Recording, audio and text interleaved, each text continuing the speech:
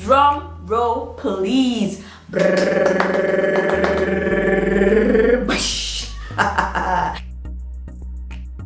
Hello, people. Hello, darlings. You are welcome to our channel.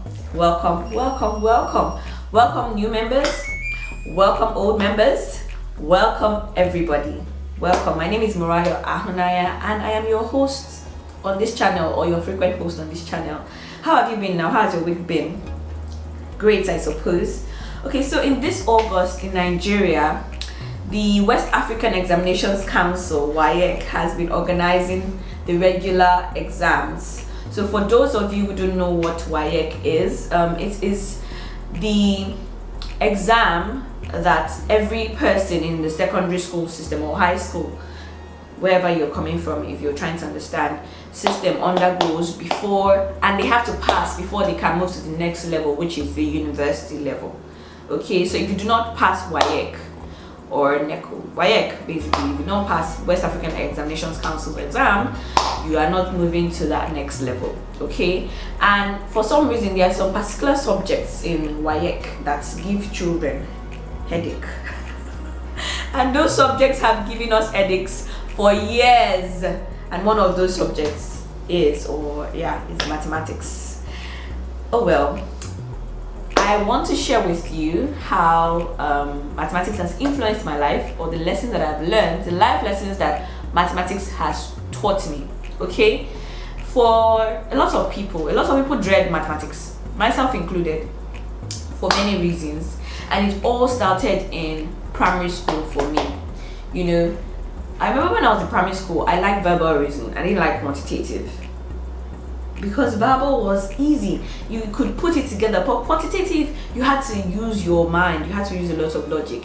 And I think that fear, you know, for you have to take an extra effort, you know, it developed over the years.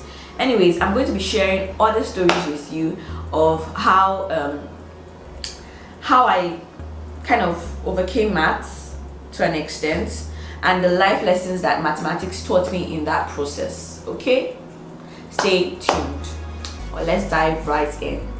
So when I attended two schools, by the way, let me just put that out there, two secondary schools. So when I was in junior secondary school, JSS 1 to JSS 3, we had this math teacher that was my first school, Mr. Baby, who just used to speak for no good reason when he was teaching. His tongue was not clear, but a lot of people could understand him, but I couldn't. For that reason, I failed maths a lot. not failed, let's just say I was average, or sometimes below average. So I wasn't the maths girl, I wasn't the one that knew maths, but I was good in other subjects. But for some reason in mathematics, I was lagging behind, and that reason was funny, basically. Moving on to senior secondary school, there was a man that taught us very briefly, Mr. Laimo. Mr. Laimo was an exceptional math teacher. He was exceptional, and Mr. Laimo taught us in such a way that you would understand maths like this. But he didn't last for long, and he didn't stay for long. I think he traveled abroad, or he moved to another country or something, and we were stranded for the longest of times. A lot of teachers left at that period in the school. I don't know what was happening then, but they left for some reason. So we were stranded. The whole SS1, that my class, was stranded for a bit. We didn't have chemistry teacher, we didn't have technical drawing teacher, we didn't have the math teacher, we didn't have quite a number of teachers for a while. Within that period, I moved to another school, right?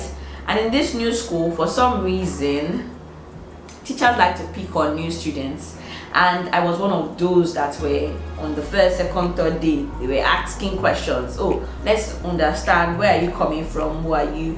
And I would fail all those questions, hopefully. So I was tagged a $1, but you know what, I did not allow that to get to me. I'm sure I've shared some of those stories here. If I haven't, I've shared on another platform, but I was tagged a pompous $1 because the way I would even answer the I don't know with confidence, I don't know, sir, I don't know it. And I have never been shameless when it comes to not knowing. People who know me will say it. I always say it very confidently, I'm a student of life. My former office people will know that term. I'm a student of life. You cannot shame the shameless. So moving on, in the mathematics class to be specific, the man, I think he had hope for me, but he didn't know how to express it. So at some point he gave up too. He was like, you know what, you're not learning this thing, you're not understanding this thing, I don't think you can understand it. And that challenged me. I asked my parents to get me the textbook he was using. We had the normal general mathematics that Macmillan produced, that we use here in Nigeria. But there's another textbook that wasn't common then, and it was Lamlad preparations for exam or something like that, the mathematics one. And I told my parents to get it for me, and so I got this textbook, and before the end of the semester I finished the entire textbook. I would stay up every night for about an hour or two when my parents and siblings had gone to sleep, whether there was light or not. It was a consistent routine. I would stay up, pick up this textbook, and I would walk it. Lamlad was very easy to understand for me. Some people say they didn't understand, but Lamlad was very easy to understand. By the time I was done with the textbook, someone that was getting probably a D, I was getting B's, A's, and then later on my SS3, I was so good at maths, I was picked or chosen to represent the school in the cowbell mathematics competition. Do you guys, those that are in Nigeria, understand that they don't just pick anybody for that kind of competition? And that still progressed into university. I remember my diploma class, I was also one of the best students in mathematics that the man even called, "Oh, your mathematics paper, Mariah College should stand up." I was like, "Yeah, really?" So it was from those lessons that I learned in that really short or long period of time with the new school that has helped me progressively over life. And I will share how those lessons are relevant. I think the first point for me is, do not be afraid to fail. Don't be afraid to fail. Don't be afraid to be mocked. Don't be afraid to be looked down on. Don't let it get to you.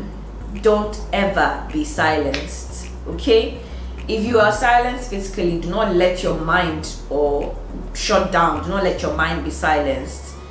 Always be positive. Always, it sounds cliche, but it's true. Always believe the best of yourself. Don't let what other people say about you be the standpoint for who you are. Believe in yourself. Believe in yourself.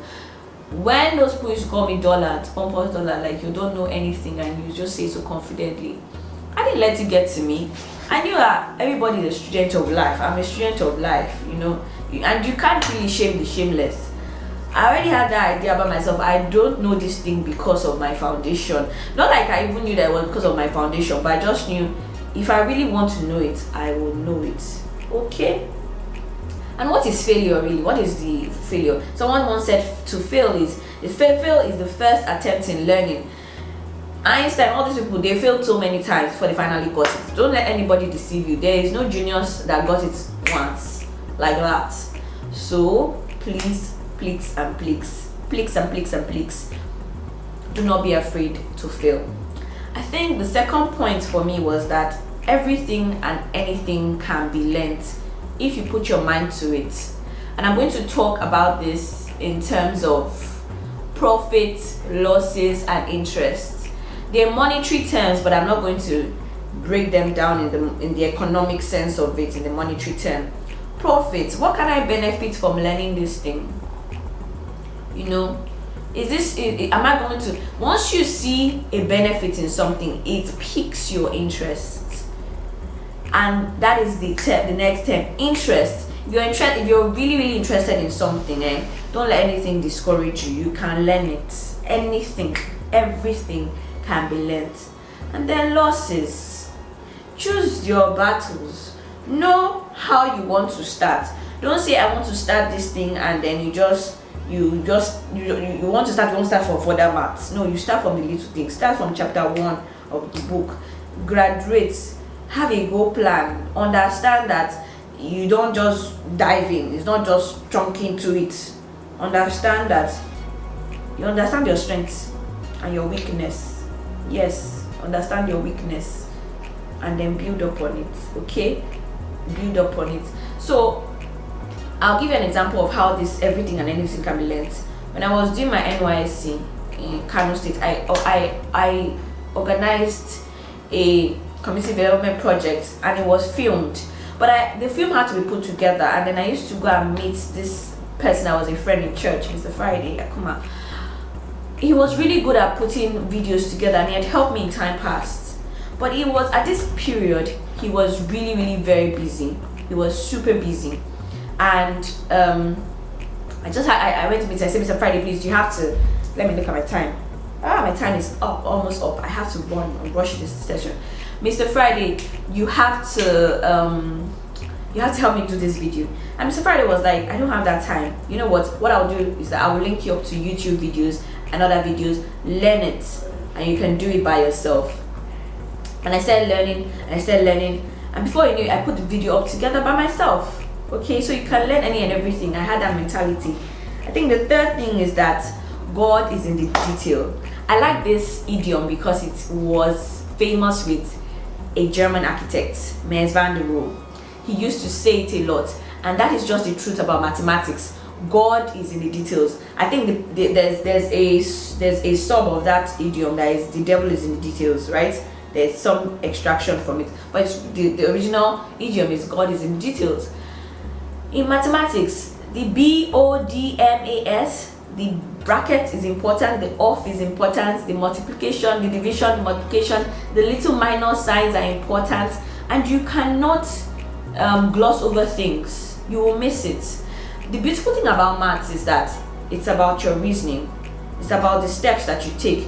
Your answer is just as powerful as your reasoning. The steps that you take to get to your answer. So you can't just do root to the answer in maths, and that's how life is also. You can't just do root to the answer in life. You have to take your time. Okay, you have to take your time. You have to study your contracts. If you're a business person, don't rush into contracts. If you're in a relationship, understand, study, take your time, and to look into the fine details of things. Okay, I'm rushing now. The fourth point, right, for me would be knowledge, wisdom, understanding. They are key. And I would, knowledge, understanding, and wisdom. Let me flip it. Maths, knowledge is very important. You have to know. Knowledge is power. Then understanding is one of the, as I said in the previous point, your reasoning is important. If you don't understand, then you cannot solve maths. And then wisdom is the application of understanding and knowledge. You understand? So that is how life is too. You have to keep gathering knowledge. You have to keep learning, and you can't just learn for learning's sake. You can't just read over something. If you really want to do something, you do it well. If you really want to learn something, learn to understand. In Nigeria, there's this habit of learning just to pass, but that's not good. That's not good enough. If you can learn to understand, so that you'll be able to apply that knowledge anywhere, anytime, because mathematics questions, they come in different forms, the way they will twist English. So if you don't really understand it, then you cannot solve it, and that's how life is. Okay, I think the fifth point for me is it's okay to be afraid. It's okay to still be afraid, no matter the stage, no matter the level that you're in, no matter how much maths you've solved. It's okay to be afraid, no matter the point. What is not okay is to be paralyzed by fear. And this is kind of related to the first point, Don't be afraid to fail, but it's okay to be afraid. There's no problem with that. As a student, there were times that I was afraid when I saw a question. But what do you do with the fear? You analyze the fear and you go head on. Don't let fear rob you of confidence. Let confidence always be greater than, let me use a mathematical term now, than your fear. Okay, and you can really do anything. This is not motivational talk. This is just truth. Finally, don't be afraid to ask for help, my people. Sorry, don't be afraid to ask for help. What are you ashamed about? What are you afraid about, or what are you ashamed of? My former office then, I used to say it, you cannot shame the shameless. If I come to you And there's this perception that if you finished grades in university, if you had a good grade, if you have a first class or a second class upper, then you're supposed to know stuff. In fact, people kind of unconsciously or subconsciously attack you for not knowing stuff, and you're like, hey, back off. The reason why I got this grade is not because I know it all. The reason why I got this grade is because I have the potential to learn. I am teachable. Okay, so let people know that you're teachable. Always have this humble spirit and always be willing to ask for help when you need help. Okay, you're not an island. You are not an island. I hope my few points or few stories have helped. Let me try to remember the ones that I can. Number 1, do not be afraid to fail. Number 2, everything and anything can be learnt. Number 3, God is in the detail. Number 4, let your heart be keen on getting wisdom, knowledge, understanding. On getting knowledge, understanding, wisdom. That's the natural pattern. I'm not sure why the Bible made it wisdom, knowledge, and understanding. Maybe one of these days I'll really understand. But yeah. And 5 is what? Number 5 is what? It's okay to still be afraid. It's okay to still be afraid. And my bonus tip is, don't be afraid to ask for help. Don't be shy to ask for help. Okay? We're all students of life. We're all students of life. I have many stories that I will have shared with you, but for time. Thank you for coming again. I hope I'll see you next time. I hope you enjoyed this. Please share with me the lessons that mathematics has taught you. And if you're writing WAEC or your sibling is writing WAEC, I pray you good luck and God's mercies. Bye. Mwah.